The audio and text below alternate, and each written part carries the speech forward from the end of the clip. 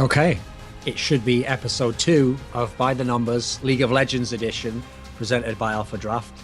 And kind of the memo that I got from last week's show, Monty, when I was kind of like meeting with the bigwigs, was like, try not to make it too explicit that you're just like shilling for a company, and like don't make it like that Simpsons episode where he mows in court and then that guy comes in, he's like, oh, my laundry is done, and then he gets that massive bag with like a dollar sign on. Like, try to make it less obvious. So what I thought about is I thought about the format. What we're going to do is we're still going to talk a lot about the fantasy structure. That'll be the framework of how the episode goes. But the way we'll make it more interesting is we'll combine it, since we're going to do this show mostly before most of the leagues have begun for the week, with like a preview component. So we'll talk about the games that are coming up, how we see them going. And then within that, as a way to talk about the players, we can talk about fantasy wise, like who does well, but maybe that doesn't translate to fantasy, who's an underrated player, maybe in actual real sense, qualitatively, but has really good fantasy stats. It's a good way to have a framework to actually discuss the players in a way that we actually don't on Some of the Insight. Now, by the way, that's also why, jokes aside, like, yeah, you always sell out, all that stuff. No, we're rich, but we're not actually totally sellouts. Like, it's not like we got sponsored and then I just said, oh, by the way, Some of the Insight's cancelled, guys. Now it only is a show about fantasy. Like, come on, it's just another show for free, right? Like, it's not quite that bad. So chill the fuck out. So anyway, how are you this week anyway? I'm doing well. We could also talk about, I was playing a bunch last week, so I wanted to start by talking about some of the matches that I had in terms of fantasy that did pretty well. Okay, well, I know one of the problems I sometimes have with Some Insight, Monty, is like I get these notes back from my what do you call them, like what do you call it, consumer base or something, when I do these like polls and testing groups, you know, and they tell me like, could you get Monty to like tone down the smugness that he tends to have when he gets predictions right? So we'll just start the show with a segment where you talk about all the good picks that you made and the players that won you money. So continue, my friend. Yeah. So I actually we're gonna take a look at a couple of these Korean ones. One contest from day 1 and one contest from day 2. I took first place in the day 1 one and second place in the day 2.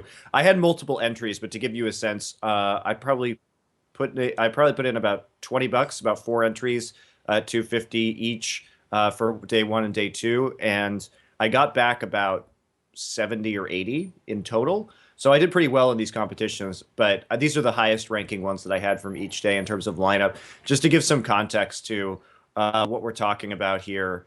And how to enter these contests to be successful. So the first day was pick the shit show, right? So the shit show this time was Incredible Miracle versus Anarchy. It went to 3 games. It was a giant shit show, and that way we had a lot of kills, a lot of assists, a lot of deaths. And the reasoning behind what I did was I took IM as a team because I thought they were going to win, which they did, and then I took their support AD carry and top lane because IM focused around their AD carry, and prior to this week, Roar had like an 88% kill contribution from the AD carry position, so I knew he was going to get a bunch of points. And then also Anarchy tends to be a more mid-focused team around Mickey and Lyra, so I took them because they were kind of the core of that team. So I thought these were going to be the players that got the most points. And then Pilot for Janair is just a super consistent AD carry. Didn't do so well, but I still did okay in the end. And then similarly for IM, you also, like, the AD carry of their team's the best in theory. Right. For IM, Roar is just like, he's their main carry. So if you know the teams, and then you can pick the shit show and then kind of like mash them together. And even though these teams were playing against each other because there were just so many kills, having everyone on both of those teams was really good. I've got a question before we move on. So on the top here, you picked IM as the actual team as well. Now, when you're picking team, obviously the difference there is team is based on objectives, as you see here. It's not based on kills, etc. So did you pick IM because they were cheap? Was it specifically like, were they going to be a decent team in terms of objectives? Is it difficult to actually predict that one? First off, like, the more Barons a team needs to close a game because they're garbage at closing games, the better off it is for you. So if one team needs 2 to 3 Barons just to win one game, that's going to be pretty great. So really, you want teams that are bad at objective control, sure. Especially, yeah. Okay, but isn't there a logic that would say someone like Cloud9, even when they're behind, they get lots of turrets and stuff? So in theory, shouldn't they be a decent team? Like, how do you see this? It's different in Korea because you want the team that goes to 3 games as well. Okay. So, yeah, different league format. Yeah. So I wanted IM because I thought they would win this series, and which they did, and they would take it to 3 games. If you want someone who takes turrets from behind, sure. I mean, you can go that way, but you really want the team that's going to win with the team one because they're going to take a lot more objectives, especially towers. Okay, and do you have another one of these to look at? Yeah, Which I league do. is that from? Uh, this is another day of Korea. So as you'll see here, remember we talked last week about the value that Fury had as a pick because he was super cheap. And even though Samsung lost, they lost in 3 games. And Fury really is the primary carry of Samsung. So he was only like 6,100, I believe, last week. So I had him in all my teams for these days just because I knew he would produce from behind. And even though he lost, he still got over 60 points. And then as for the rest of it, I mixed the KT and Jin Air rosters because I thought they would do pretty well in both of their early games in the week. So KT was playing CJ, and even though KT lost, Arrow and Someday have been really, really good. Actually, last week, Sunday's currently rated as the top point earner for top laners in Korea, and Arrow's at number 2 behind Pilot. So this turned out really well. I also got GBM and Chaser because they've been performing pretty well recently, also, and then I got Gorilla just because he was pretty cheap and I was pretty sure he was going to win. And then Jin Air because I was pretty sure they were going to win. So I had some more expensive players here, but I offset these expensive players from Jin Air and KT with Samsung's AD carry because he was like way undervalued last week, in my opinion. So that worked out really well also. Okay. Is that the end of the segment where you talk about who won? Yeah, yeah, and why I picked those teams. And well, I Okay. won, Duncan. I was the winner.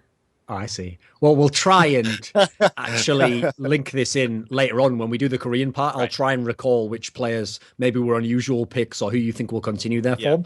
But we'll start out by doing the European LCS because obviously that's going to be the first to be played. Well, it's going to be played on the 4th. So, yeah, tomorrow.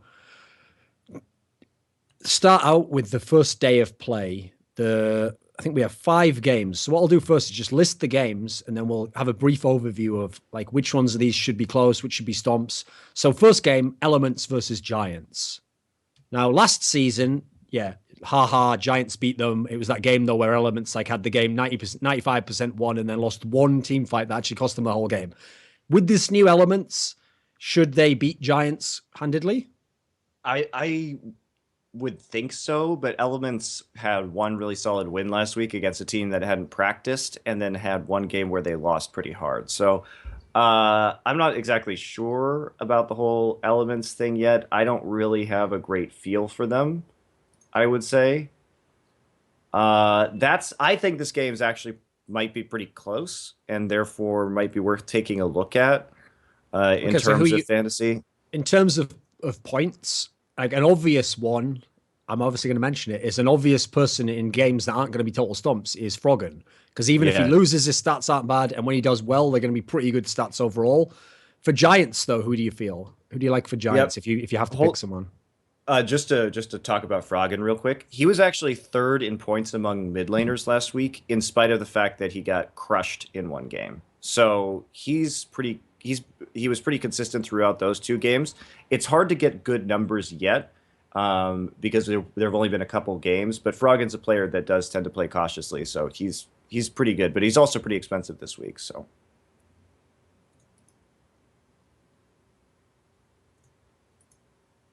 So, okay. um, I I mean, would say Elements is likely to win, but this one's going to be close. I mean, value picks might be Dexter, who's pretty cheap right now.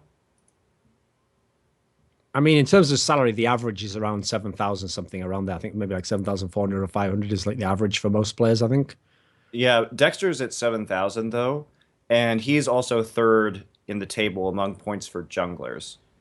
So that's actually pretty good value if they're going to win, and this game's going to be close. So that one might be something to take a look at, actually, If you're going to considering. pick a Giants player, then one that's very cheap, but actually probably has a decent chance is Whirly B, the top laner of Giants. He's only 5,700. Yeah, that's That's pretty discount. Just if you need to He fill up the is team. Yeah, he's 7th out of 10 though in terms of performance last week. But if you needed to fill it up, that wouldn't actually be the worst choice as long as this game's going to be close. I mean, obviously on day one, I think there's some other games that are going to be closer, that are going to be better. But if you need a consistent player, then I'd go with Froggen. And I think that JWoww and Dexter might be value here because they're very low in terms of money. What is your general strategy? Do you just try and load up a couple of teams that are going to win? Do you try and pick players from across the league who will do well individually? What is your general approach? I think in this week, just taking or in day one of EU, just taking a look, I'd try to get. I'd be really looking at Unicorns of Love versus Copenhagen Wolves. That's like the As prototypical must-be shit show match. I think it's pretty much guaranteed to be a shit show. And considering that Copenhagen Wolves performed actually pretty well last week, by the standards that they're Copenhagen Wolves, Okay. that's pretty good. Especially since Freeze is also extremely cheap this week at 8K. And is the number Extremely one cheap. fantasy player right now. Yeah, I have him. I have him in my Riot League as well. And Freeze is he's the number one 80 carry in terms of points, and he's playing Unicorns of Love. So you've got the number one 80 carry, guaranteed shit show, one of the cheaper 80 carries. I mean, he's literally Freeze- listed Freeze 7 also- salary.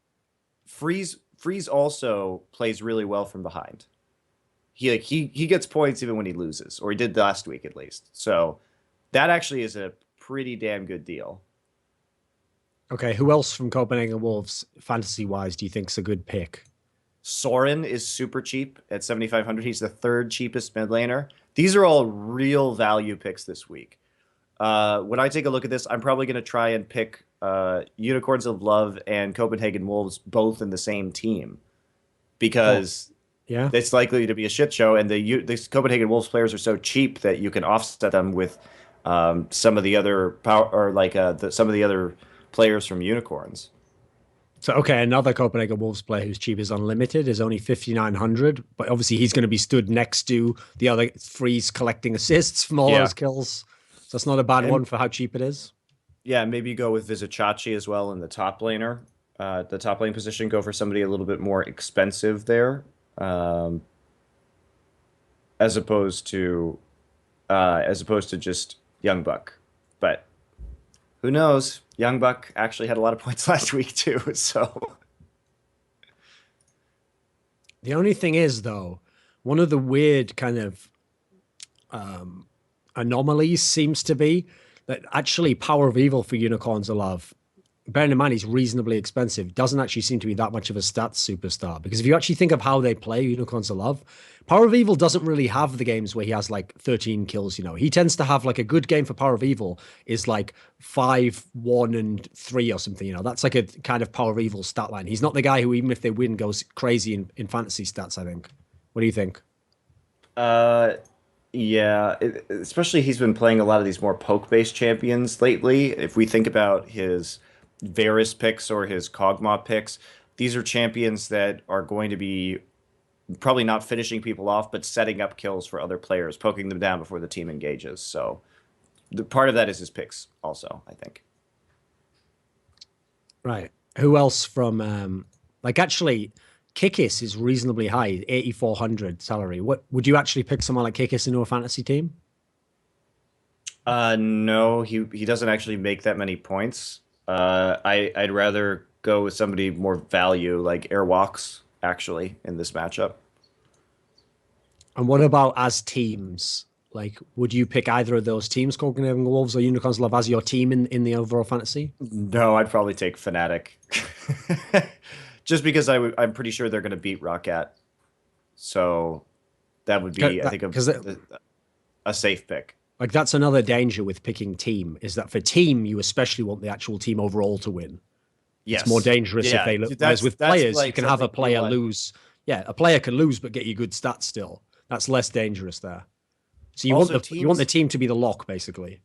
There's also, yeah, exactly. And there's also going to be less differential between most teams because if you're going to win a game of League of Legends, the team is likely going to get somewhere between what 8 and 11 turrets, pretty much guaranteed if you're winning. They're probably going to get at least a couple dragons and probably one baron. So the variance between teams is not so great because, I mean, there are a lot more kills.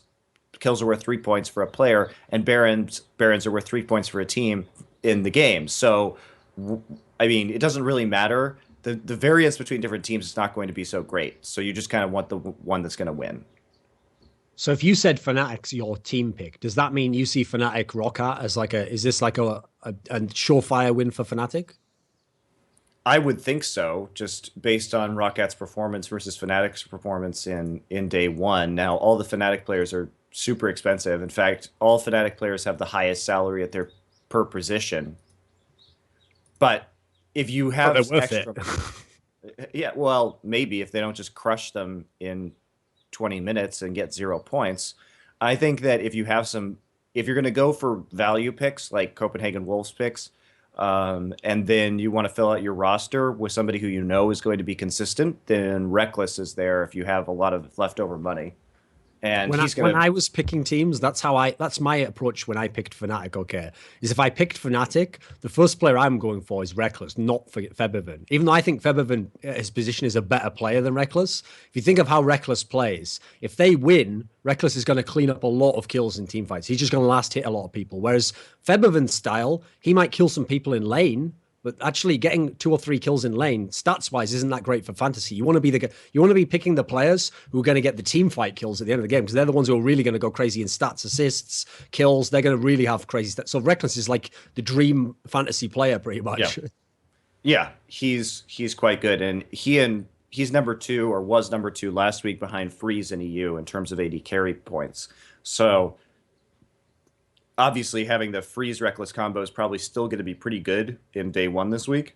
And Huni just always puts up points as a top laner too. He wasn't as great as usual because he wasn't playing as many. He played some Gnar this last week, so it wasn't the same kind of kills that he normally gets. But he's still going to be busting out carry top laners when he can.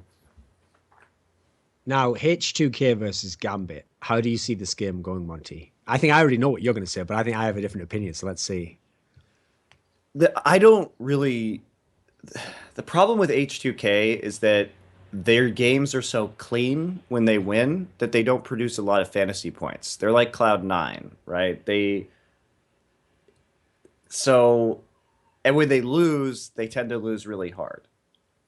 So I kind of want to stay away from the H2K games. I'm also leery about Gambit because I just don't know how good they are because they played really poorly in week 1, and then because they hadn't practiced. But I don't even know what a practiced Gambit looks like yet. So I would kind of stay away. Personally, I would stay away from Gambit matches. Okay. So that's Monty's advice. Now here's Thorin's advice. I'm going all in on Gambit this week, boys. I got Forgiven in a bunch of my teams because, again, if they do well, his stats are going to be crazy. So he's not actually that expensive for how good he is right now. He's got a pretty good salary ranking. I think H2K is beatable if Gambit does well. So to me, that's a reasonable pick. Forgiven is 7,100 salary. He's the second cheapest AD carry after Woolite. So I think you're right. You could take a risk there for sure and say, I'm all inning on Forgiven, and if he goes off, then yeah. If you're looking at day one, you could have a couple teams with Forgiven in it. That's for sure. And I don't think it's impossible that Gambit can lose the game, but he has good stats. That's another factor that I added in there. Well, he did have pretty bad stats last week while losing, but. And then, yeah, the one where they had no practice. And then the other player from Gambit that I gambled on was when I needed to fill up my team, Cabochard's reasonably cheap. And if they're going to win, he's going to be one of the players you'd think would do well as well. And he's only 6,200. Yeah, Cabochard actually, that's another good one. That is another good one. So, yeah, maybe you take a couple of dice rolls on Gambit to win that one. I think H2K is probably still going to win. You got to go with them as the favorite. Yeah, I think they're the favorite, but I think that's one where it's possible the underdog can win. Yeah. So it's not that implausible. So the next game we have is SK versus Orihen. Now, who can say what will happen here? Yeah. I mean, form tells you Orihen should be doing really well, right, Monty? Right. And I mean, I think SK performed better than I thought they would in the first week of play. They gave Fnatic a run for their money and all that jazz, but Orihen is looking strong out of the gates. Is Orihen the type So, of team so far who would close the game out quickly, you think? um, I mean, they actually did pretty well in terms of points last week. Like Soaz was number 4, so they weren't closing particularly efficiently, and things were a little bit bloodier, I would say. But their players are really quite expensive this week. Obviously, Peke did quite well from the mid lane. The cheap ones on their team, Mithy and then Soaz is slightly a little bit above, but the others are really expensive. Like Niels is the second most expensive AD carry. So I wouldn't, for this game especially, I wouldn't pick many Yeah, because Orihen players. it could be a shit show though. Is the thing it could be, but I feel like UOL versus Copenhagen Wolves. If you're going to be looking at a shit show, like that's the real shit show. Okay, so that's day one. On day two, we start off Fnatic versus Gambit. Fnatic's going to wreck them. That's going to be really one-sided more than likely. Fair enough. Giants versus SK. Well, let me pull up day 2 real quick. Giants versus SK. Uh, that could be somewhat close. But I think SK probably still has a pretty big edge right there. So I don't know if I really go into that too much. You may be able to get some good value in that game out of like Freddy, who's pretty low on day 2 in terms of points, in terms of his cost. Yeah,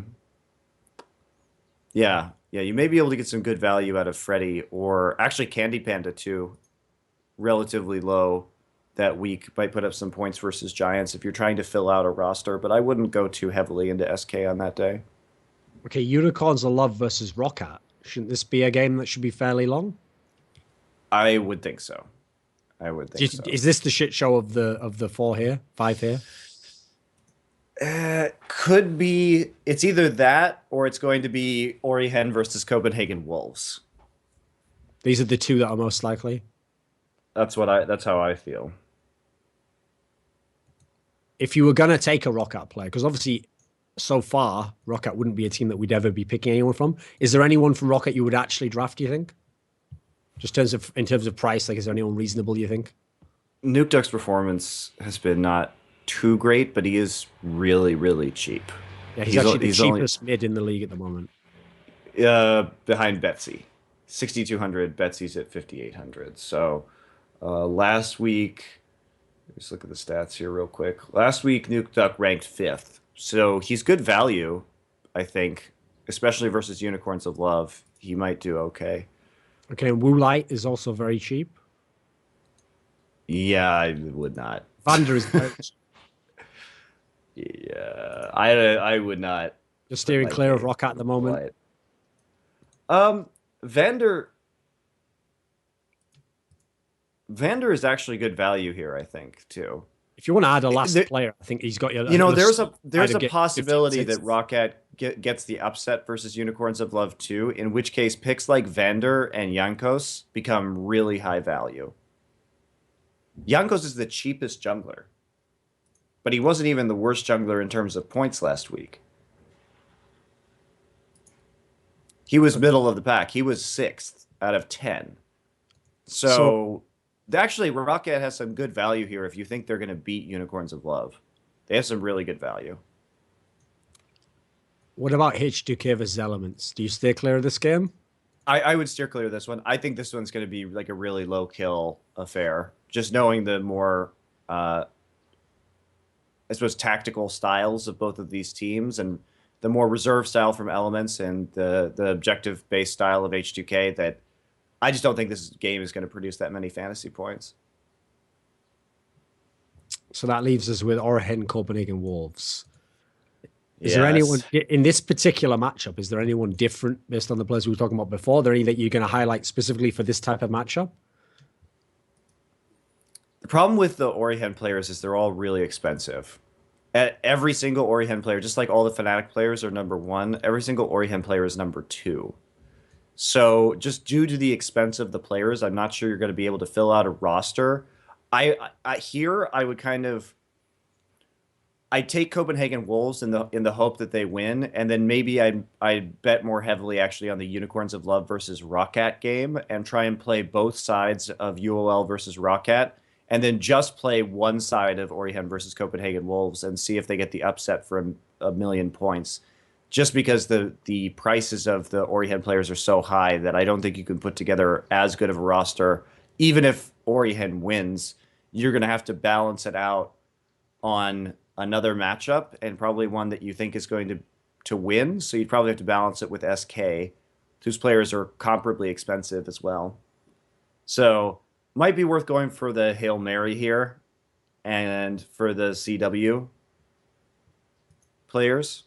Especially if you're playing a contest like a normal one where you're trying to get first place. Right. Because you're banking on your ideal scenario to happen there, basically. Right.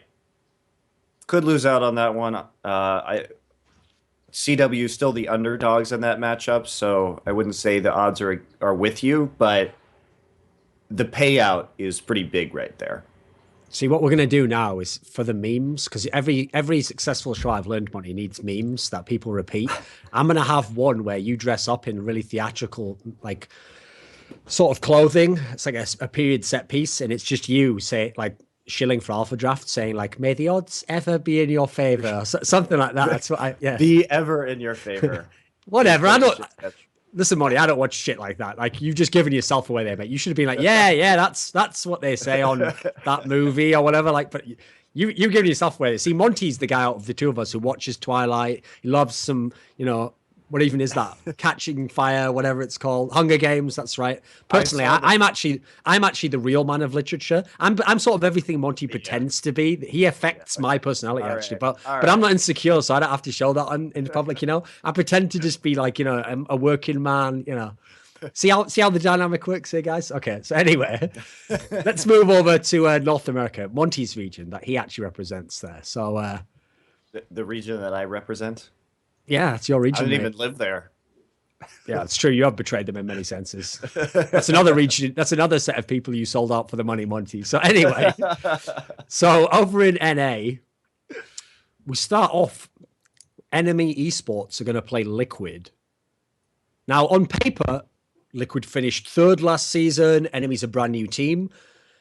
Is the Liquid of this season going to have a close match with NME? Probably not. I think Enemy's just going to get crushed by TL. And that said, all the TL players are super expensive too. So maybe if you're filling out a roster, you could go for one of the TL players. But I think this match is not very interesting or good in terms of fantasy. If you're gonna pick TL players, though, like, give me an idea because when you're going to pick players, obviously some of them that are going to get points, you're willing to spend a lot of money on. So which of the TL players are falling into that category? Piglet, perhaps? He's very expensive, but he is, in theory, against bad AD carries. That should be his dream world. I actually think that if you're going to be playing enemy, Otter is pretty good as far as enemy players go. In fact, yeah. So I would probably stay away from that particular matchup. Piglet was number 2 overall in the region last week behind Double Lift. Double Lift is not bad value this week, actually, but we'll get to that. So TL, I'd actually go with someone like Quas if I had to spend a bunch of money. Quas or Phoenix, because both of them are doing pretty darn well at their respective positions. Especially Quas. So if I had to go for a TL player that I think is going to be really consistent and put up some points, I'd probably take Quas over Piglet, because I think from AD carry, you're going to get performance out of some different players, I should say. Especially like Emperor or Core JJ, who are super cheap. Yeah, and the problem is Dominate is he's 9,600. That's fairly expensive, bearing in mind that's junglers hugely expensive for a jungler. The problem is junglers aren't going to get as much as like either mids and AD carries by default or a top who wins heavily over another. So it's kind of risky to put a jungler unless you think it's a lock that this guy's going to get a lot. Yeah, I do think that's risky. Now, after that, we have Cloud9, the brand new Cloud9 versus Gravity. First question is, what are the odds of Gravity actually upsetting Cloud9 here? Because then that opens all the door. If you think it's possible, suddenly there's picks we could make here. I mean, yeah. You think is it possible? This Cloud9 lost to Dignitas last week. It's definitely possible, and it wasn't really a close game between Cloud9 and Dignitas either. Cloud9 pretty much just rolled over and got crushed. They're still having some issues in terms of actually getting getting rolling with their new roster. That said, Cloud9, again, notorious for not giving very many points because they just place in the TSM game that they won. They spent most of the game running around the map just trying to bait TSM, had a couple of team fights, and then won the game. They tend to be very decisive in their wins, but more objective focused. And the C9 players were horrible in terms of points last week. So then if someone wants to bet on this game, are they betting like kind of in that scenario of the Orahead and Copenhagen Wolves side? Like if you're going to bet it, bet the Gravity side and just assume they're going to get the upset and therefore double down on the alt tech type players and hope you get the big stats. Yeah. Oh, a good way to get big stats this week is probably to bet Gravity Dignitas, Gravity TDK, just because if Gravity wins that game, Dignitas versus the guaranteed shit show is probably going to be Dignitas versus TDK. So bet on both sides of that matchup with Gravity. Hope for the upset because that could be pretty big points overall. And which Gravity players are you betting on? Is Altec an obvious one?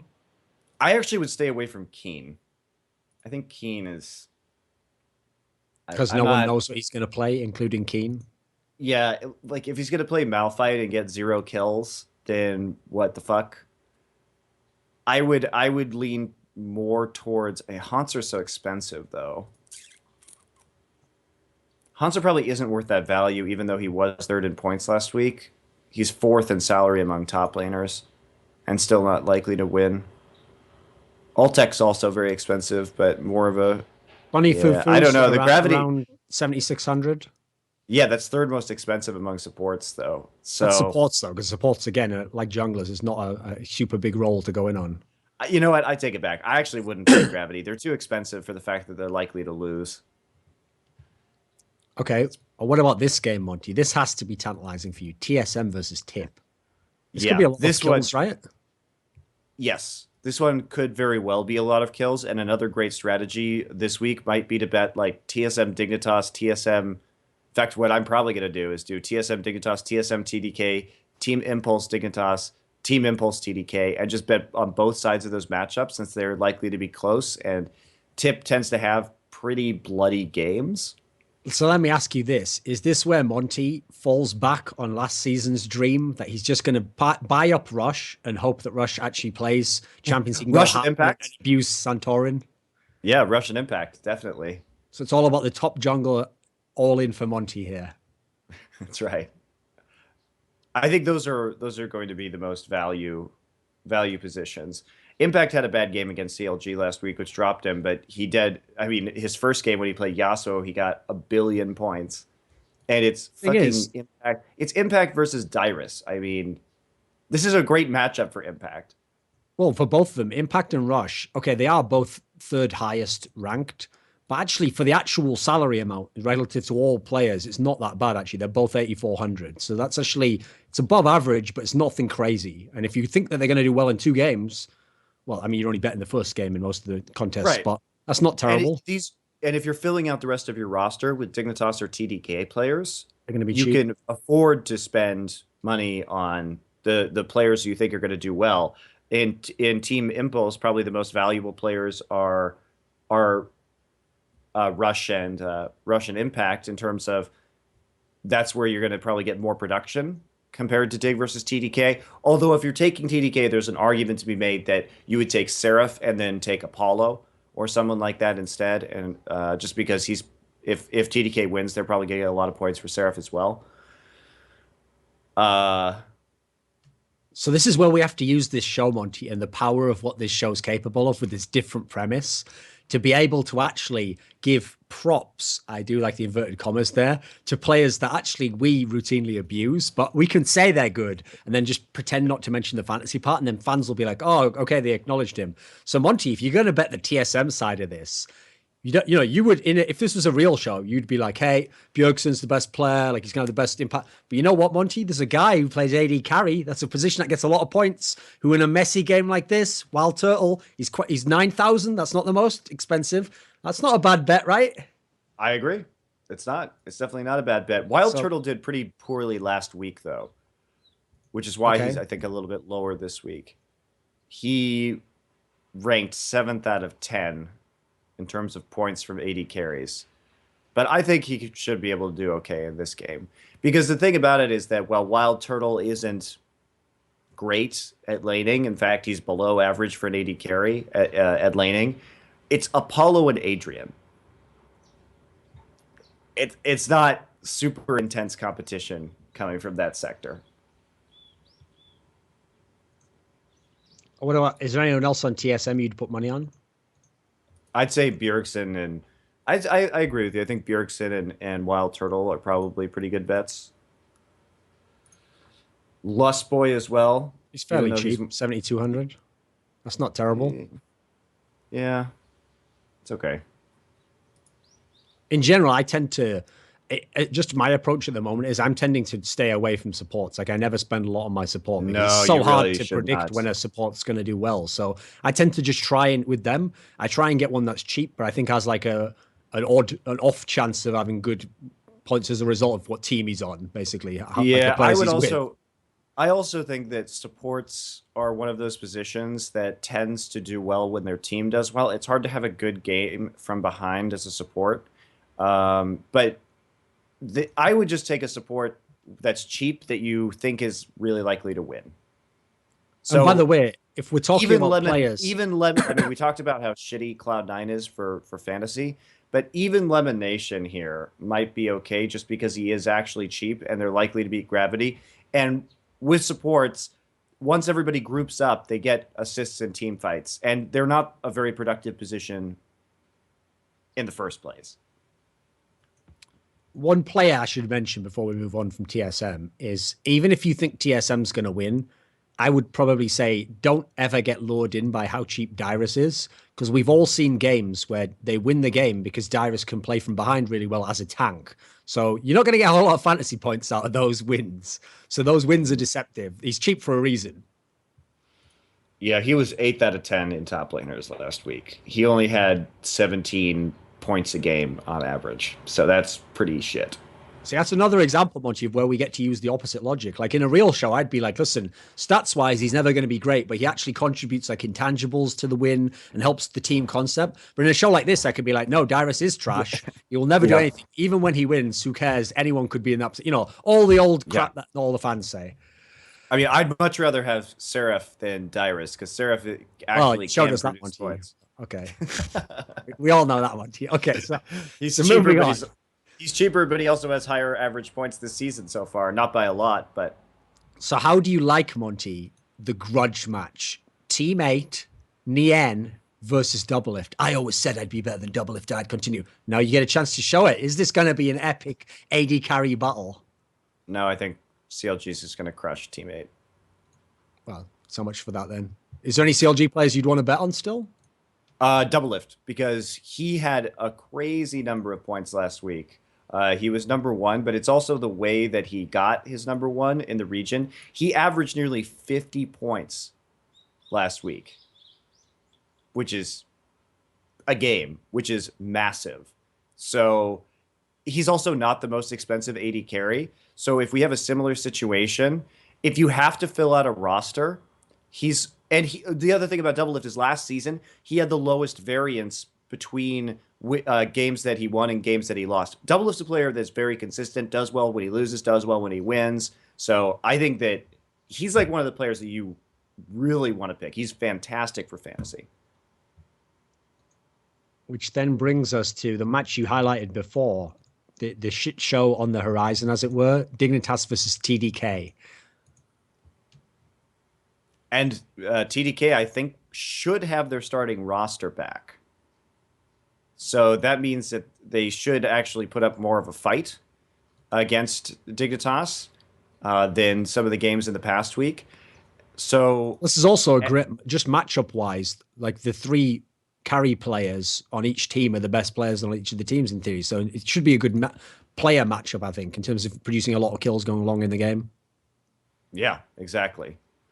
Which players specifically do you like, though? You said Seraph already. Is that going to count for this game? Yeah, Seraph, because when TDK wins, he does well, and they also tend to pick carry top laners where he can get a bunch of kills. So even though TDK didn't win last week, Seraph actually finished above Dyrus in terms of points, and he's really, really cheap.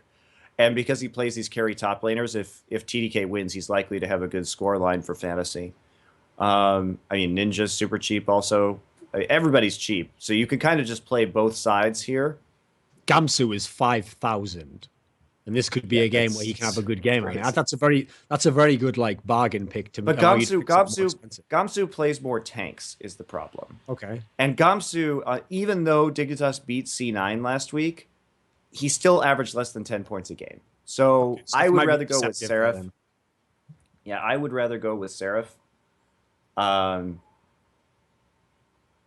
Yeah.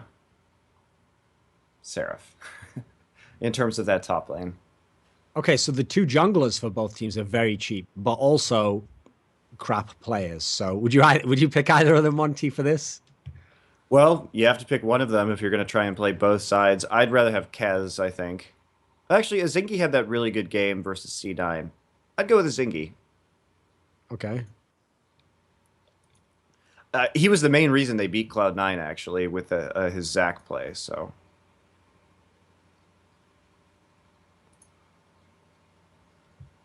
Now, mid, obviously Ninja hasn't played yet, so he's $300 extra than Shifter is Ninja. So which of the 2 would you be banking on? It's got to be the potential of Ninja, right? I'd probably have a team with both of them. I mean, 2 different teams, one with each, I should say. I wouldn't use one as a flex. I'd use an AD carry as a flex, probably like double lift with this, just because I know that he's going to be performing well. So which of the 2 would you bank on now, though? Who do you think's the best value? I don't know. Doesn't matter? They're so close. They're so close, like I said. I just have one team with Ninja, one team with Shifter.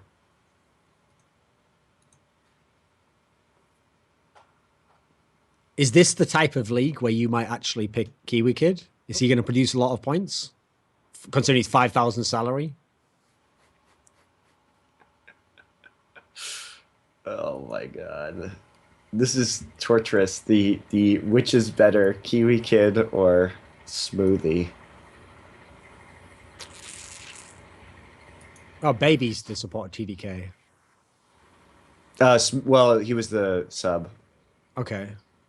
Oh, so they've listed the wrong one here. Oh, never mind then. They've got both listed here. Weird. Yeah, they have both.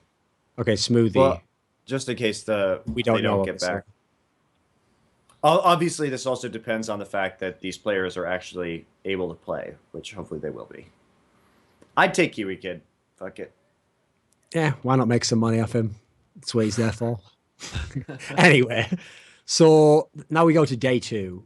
Day 2 is C9 versus Tip. Is Tip actually... Here's the thing. The real question here isn't will Tip win. It's if Tip win, will they produce a lot of points in doing so against Cloud9? What do you think? Let me pull up the... Oh, I don't have those matches pulled up yet. Hold on, let me go to a different site to grab them so I can see it. First match is Tip versus who? C9. Ooh.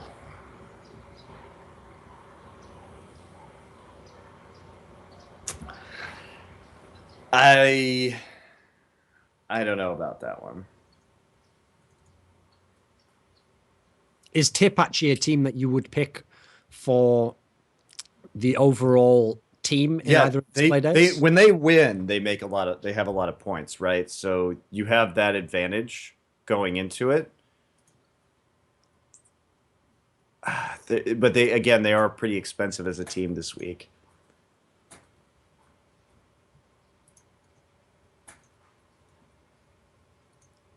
So liquid gravity. How do you feel about this one? Is this a high level shit show?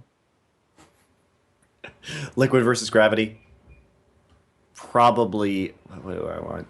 I would. I mean, I'm looking at things like TDK versus enemy and teammate versus Dignitas down the line. So I don't know if I'd invest too heavily, especially given the expense of both liquid and gravity players. I think you just kind of give this one a pass. Okay, so you say that, but do you really have the self control to avoid CLG TSM? The potential, yeah, of course. Think about it. Although the nice thing about CLG versus TSM is that both teams have clearly very different strengths. If you can create a roster with Bjergsen and then balance it out with Doublelift and Zion Spartan, then that actually works out pretty well, where you could use the strengths of both teams. And in fact, you maybe do that and balance out, like you take Bjergsen and Santorin, and then, or Bjergsen and Lustboy, and then take players from TDK, and then make another roster with players from Enemy, and then do CLG, get double lifted Zion, and then the same thing with TDK and Enemy, and that way you could bet on both sides of both matchups at the same time. I think this one should be pretty bloody, so you could do that as long as you're balancing it out with either the TDK Enemy game or the teammate Dignitas game.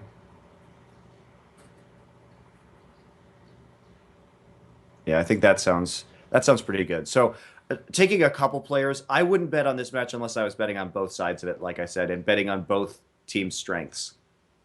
This one could be pretty close, though, and also pretty bloody. So TDK NME. First things first, who do you actually think is the favorite to win this? I don't know. I honestly have no idea. If TDK has their full roster again, I don't know how they're going to perform because we've never seen it. So are you going to just bet either side? Yeah, I'd bet both sides of TDK Enemy for sure. And is it going to be different on this specific match as to which players you'll take from the ones you mentioned before? Is there anyone who you discount for this matchup? The issue is that they kind of have similar strengths, the TDK Enemy, where both of them have more carry-oriented top laners and like decent AD carries. So for me, the big X factor in TDK going forwards is I need to see how well Ninja will actually do. Because if he turns out to be crap, then I'm never going to bet. But I think he has the potential to be like a sleeper. Yeah, I agree with you. If Ninja's playing this week, I'd take him just because he's so cheap and you could get that upset. Yeah, and that's the thing, because he has no stats. That's why he has to be very cheap. Because if he turns out to be good, there's no way to predict it right now. So it's actually a potential value pick if you want to gamble on that. If you think TDK is going to win, especially, go for it. Yes. Yeah, exactly. Now, Teammate versus Dignitas. So Teammate's a pretty different team to Dignitas. Where you always say that Teammate is a team where the strength is the top laner, right? Well, they put a lot of focus around the top laner, and Kelly does tend to play more carry tops. So, yeah, in terms of what you can, if you're betting, if you want to assemble a roster that's both of these teams at the same time, they're cheap enough that you could probably pull that off. In that case, I would Cali take. Falls is 6,100. I would lean towards the top half of the map. So I would take sort of the Porpoise and Cali, and then Slushy, and then on the bottom side, I'd skew more towards Dignitas. So another matchup where Kiwi Kid's not a bad pick. Surprisingly, yes. Right, okay, let's do Korea now. That's NA. So this week we have, let me see. I mean, in theory, some are going to start in like a few hours. So we have 2 games today. Yes, I will be casting them in a few hours. 1 tomorrow, 2 the day after that, and then 2 more after that. So today is going to be SK Telecom versus Coup. Now, last season, that would have been a barn burner. Could be like 3 games. This season, I get the sense Monty says that's just like an SKT stomp. Probably. So not a good game to bet on? Because SKT players are very expensive. They're really expensive. And there's no guarantee that this is going to go to 3 games, right? On day one. This day one for Korea is actually kind of difficult because I'm not sure that any of these games are going to go to 3. just because Jin Air should crush Samsung, but Samsung did come out with some good games, and Najin should crush IM. Samsung versus Jin Air is probably the most likely to go to 3 games of these. See, what we'll do here, Monty, is next week, because I'm not going to say it right now, but I've done a lot of crazy bets on LCK this week, trying to pick people I think are going to be like crazy outsiders that are really cheap and are going to get me mad points for like the bad teams. So if next week it all pulls off and I've like won loads of money on it, then we'll have a segment where like I'm the smug one at the beginning. But if that doesn't happen, Monty, because I'm not going to mention my strategy right now until I know if it works, we just won't have that segment and we'll never speak of it again. There will be no segment about my theory on how basically, this is the way my mind works, Monty. When the Alphadraft experts like told me like the basics of how they think you should bet and how you like what kind of patterns to follow, I was like, yeah, and how does that work? Yeah, and then in the back of my mind, I was like, I'm the genius. I'm gonna do my own shit. And then because like maybe it'll work. Who knows? Maybe I'm like the Rain Man of this betting shit. But if it doesn't work, then I will just bend the knee and fall in line with the proper betting strategy from next week on. So just a little teaser for next week there, guys. So anyway, starting out, so we're not going to go SKT versus Coup, but maybe in some crazy world, Thorin bet some Coup players. We'll never find out though. So Jin Air versus Samsung. This is a game I bet both sides though fairly heavily, especially because I thought to myself, like, if we just look at how much they are, let me see. I want to see how much some of the players cost. They're not that expensive. Like, I think the players... Samsung is super cheap. Samsung may be very undervalued here. And the reason why I say that is Samsung actually had a really good game last week where they played a pick composition versus the Coup Tigers. They beat the Tigers in game 1, and the composition looked really polished. So what this says to me is that right now I feel that Samsung is a team that if you give them a few days, they're going to come up with some wacky strategy that is very polished, and they can take a game off you, but they can't close a series because they can't adapt down the stretch. So, and given Jin Air's performance where they just got ultra stomped by KT, I think Samsung can win game 1, and then Jin Air will win game 2 and 3. Which means that Samsung, again, I told like last week when we were looking at the beginning of the show, again, Fury is a really good value pick here, even if you just use him to fill out a roster, because he's Fury the cheapest steady carry. And Fury gets fucking points because Samsung plays compositions that focus around Fury. So he does well even when he's behind, which is great. His variance isn't that much. I wonder when they're actually going to like... In fact, Samsung are all the cheapest players on this play day. So is there anyone else aside from him that you'd pick? Let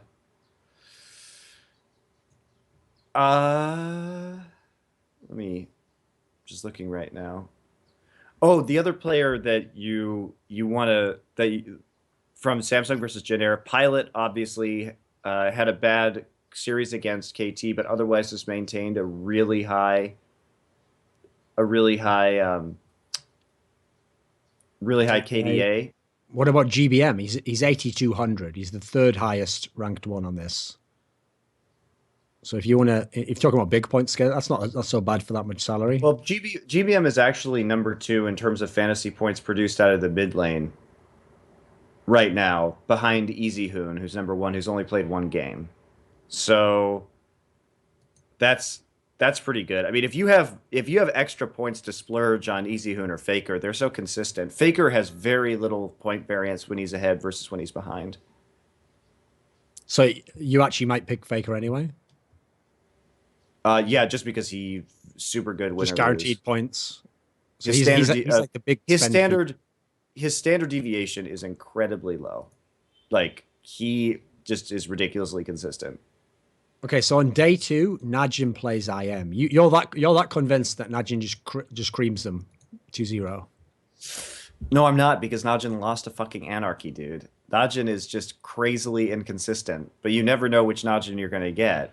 And IM has yet to put out a single polished game plan, unlike Samsung. This could easily turn into some sort of giant shit show, but it's just not reliable.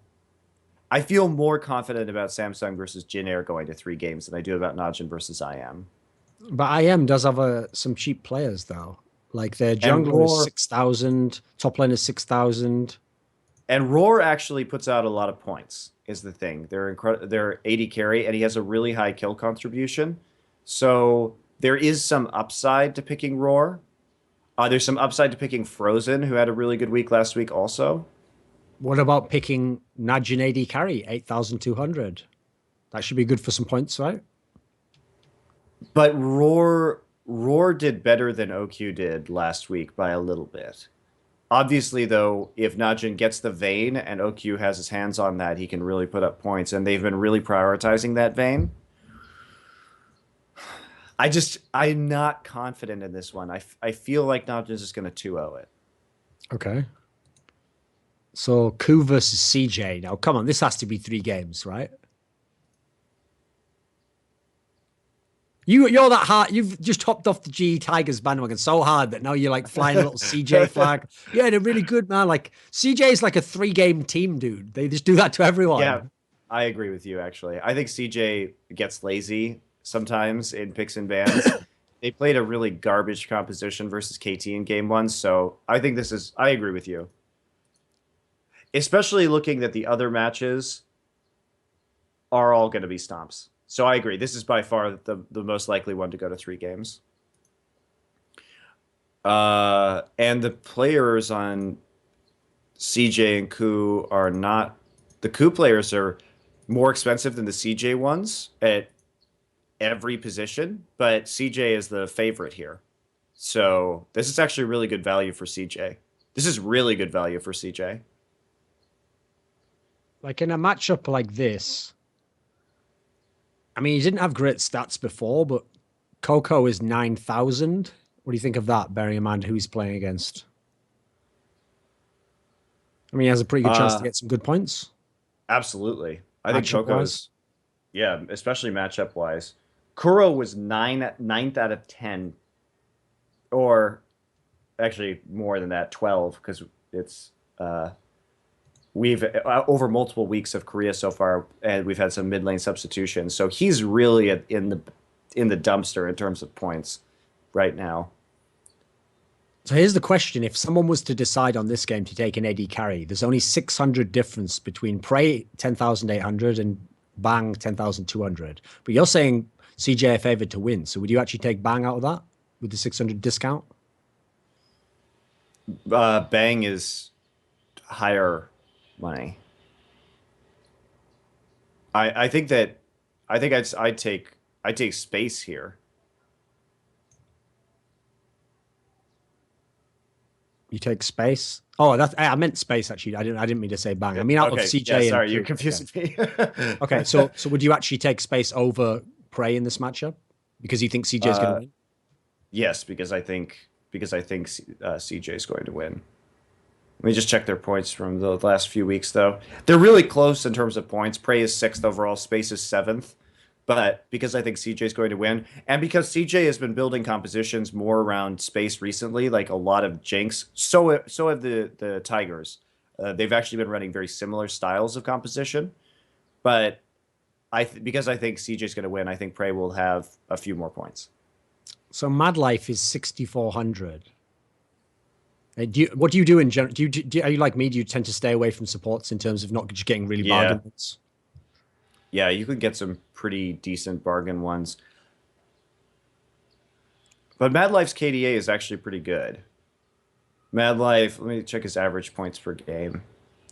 He's at about 20 plus points per game, which is decent. It's not as good as Sweet, who is the real value. And since Sweet is actually cheaper, but it's not as likely to go to 3 games. Nah, fuck it. I just go with Mad Life. And Sweet, just to clarify, is the Jin Air support. Yeah. Okay. And he's basically this one $100 less than Mad Life. The problem when we talk about if you were in a situation where you had to save $100, then Sweet is the best one because Sweet is actually averaging over 30 points a game right now. So Sweet has been really performing. But Jin Air is also probably going to stomp Spenu.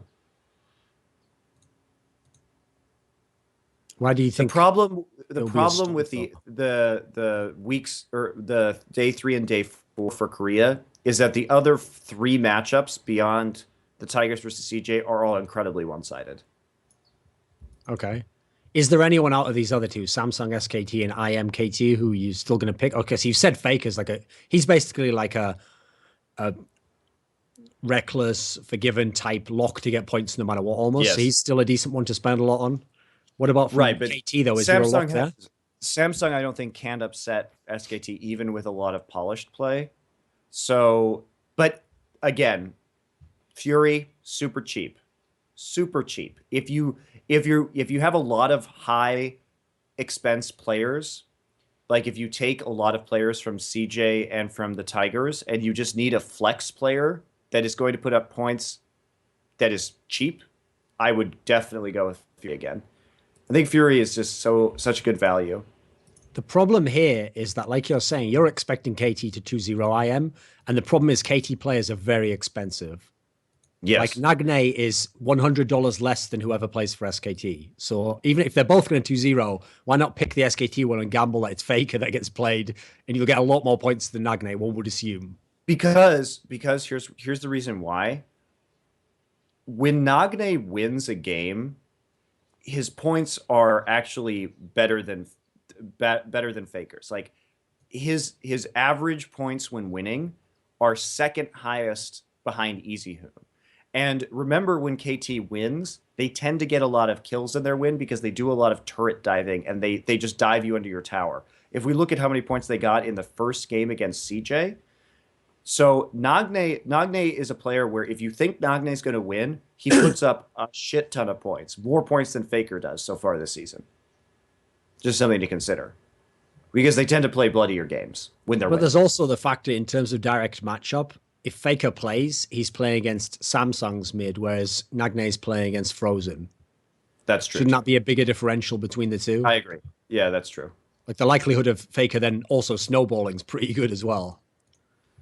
Yeah. And the reason behind Arrow is that Arrow has had a lot of points this season. He's 2 overall behind Pilot. So Pilot and Arrow have been the most consistent AD carries. Pilot's a player, though, that has the AD carry from Jin Air. His standard deviation is really, really low. So that he does well when he's winning. He does well when he's behind. Yeah, the thing is, Monty, I mean, you can forgive me for thinking that CJ's Eddie carry was Bang, because if you see a picture of Bang and a picture of Prey, I challenge you, my friend, without uniform to tell me which one is which. Yeah, you mean Space? That's right. Space, exactly. Space and Bang. So you don't even know. Still don't know. They're both just guys who look chubby with glasses, mate. That's it. And they just plus mouse too. That doesn't interest me that much, believe it or not. To quote Shania Twain, that doesn't impress me much, Monty. Except she never said the Monty part at the end there. She just said that part and then put the record out. Wouldn't read as catchy. I think that's it for this week, Monty. We've successfully covered all 3 regions. I know what people are thinking. Wait a minute, but LPL's on the site? Yeah, that's all that needs to be said. First of all, even if you're an expert on LPL, you probably can't predict half these matchups. And also, the salaries in LPL are so wacky. It's like, I need that to settle down a while before we bring that in, Monty. Yeah. Also, because if you look at the last week of LPL, when the teams were just subbing in random players, and who the fuck knows in LPL whether it's Koro who's going to be playing or Amazing J. The worst one is Porn and Bymere, because they're totally different styles of play. Like, I don't want to bet thinking Porn's playing, he's going to dumpster someone, and then have Bymere play a control mage and just go super safe. Like, no thanks. That's not a good bet. Yeah, I feel like LPL is a little bit like spinning the roulette wheel right now. I agree. If you want to gamble, though, that's where you can get a lot of probably cheap ones that are super good one-off picks. So later in the season, when LPL kind of gets its shit together, the teams start to make a bid for the playoffs. It might be worth it. But when no one gives a fuck, even the teams this early in the season, I think LPL's dangerous. Okay, so that's it for this week, Monty. And remember, guys, to always play it by the numbers.